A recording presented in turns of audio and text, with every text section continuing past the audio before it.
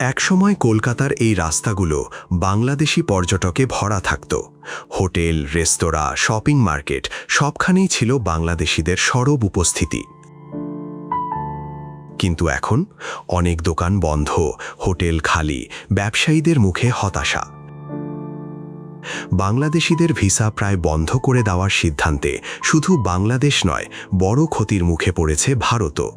বাংলাদেশের জুলাই আন্দোলনের পর নিরাপত্তা উদ্বেগ ও ভারত বিরোধী মনোভাব বাড়ার প্রেক্ষাপটে ভারত বাংলাদেশিদের ভিসা দেওয়া ব্যাপকভাবে সীমিত করে। আগে ঢাকায় ভারতীয় হাইকমিশন প্রতিদিন প্রায় ৮,০০০ ভিসা দিত। এখন মূলত জরুরি চিকিৎসা ও শিক্ষার্থী ভিসা সীমিত আকারে দেওয়া হচ্ছে। ২০২৩ সালের এপ্রিল থেকে ২০২৪ সালের মার্চ পর্যন্ত ২১ লাখের বেশি বাংলাদেশি ভারত ভ্রমণ করেছিলেন। চিকিৎসা, কেনাকাটা, পারিবারিক সফর ও সাংস্কৃতিক অনুষ্ঠানে অংশ নিতে প্রতি বছর লাখো বাংলাদেশি যেতেন ভারতে। আর এই পর্যটকদের ওপর নির্ভর করেই চলত কলকাতার বহু ব্যবসা। Free school street, Marquis street ও সদর স্ট্রিট, যা একসময় মিনি বাংলাদেশ নামে পরিচিত ছিল, এখন অনেকটাই নিস্তব্ধ। প্রাথমিক হিসাবে শুধু এই এলাকাতেই ভারতের ক্ষতি হয়েছে প্রায় ১,০০০ কোটি রুপি, আর পুরো নিউ মার্কেট ও বড়বাজার এলাকায় ক্ষতির পরিমাণ ৫,০০০ কোটি রুপিরও বেশি। প্রতিদিন প্রায় ৩ কোটি রুপির ব্যবসা হারাচ্ছে কলকাতা।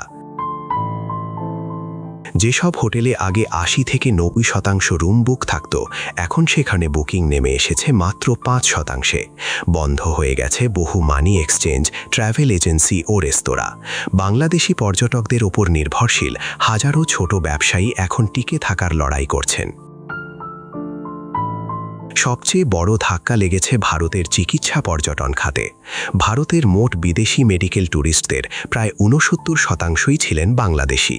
কিন্তু ২০২৪ সালের নভেম্বরে বাংলাদেশি রোগীর সংখ্যা কমে যায় ৪৩%। ডিসেম্বরে সেই পতন দাঁড়ায় ৫৯%। একসময় কলকাতা, চেন্নাই, মুম্বাই ও বেঙ্গালুরুর হাসপাতালগুলোতে বাংলাদেশিদের ভিড় থাকত। এখন সেই হাসপাতালের বহু শয্যা খালি পড়ে আছে। এর সঙ্গে বন্ধ রয়েছে মৈত্রী এক্সপ্রেস, বন্ধন এক্সপ্রেস ও মিতালি এক্সপ্রেস ট্রেনও।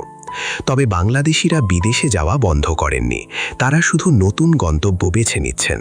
থাইল্যান্ডে বাংলাদেশি রোগীদের আগ্রহ বেড়েছে প্রায় ২০০%। সহজ ভিসা ও দ্রুত চিকিৎসা সেবার কারণে দেশটি এখন নতুন আকর্ষণ। একইভাবে সুযোগ নিতে চাইছে চীনও।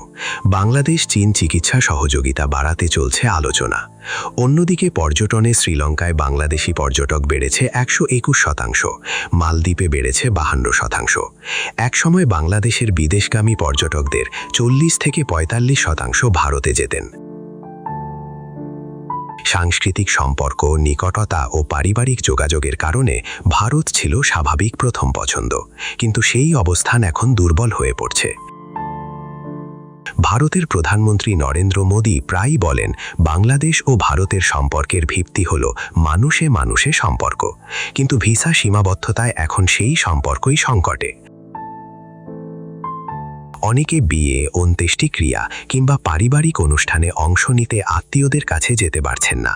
বিশ্লেষকদের আশঙ্কা, এতে দুই দেশের তরুণ প্রজন্মের মধ্যেও দীর্ঘমেয়াদী মানসিক দূরত্ব তৈরি হতে পারে। এই কড়াকড়িতে ভারত হারাচ্ছে রাজস্ব, ব্যবসা ও আঞ্চলিক প্রভাব। অন্যদিকে বাংলাদেশও বঞ্চিত হচ্ছে সহজ চিকিৎসা ও সাংস্কৃতিক যোগাযোগ থেকে। বিশেষজ্ঞদের মতে পরিস্থিতি দীর্ঘস্থায়ী হলে দুই দেশের সম্পর্কের ক্ষতি স্থায়ী রূপ নিতে পারে, আর বদলে যেতে পারে দক্ষিণ এশিয়ার ভ্রমণ ও চিকিৎসা মানচিত্র।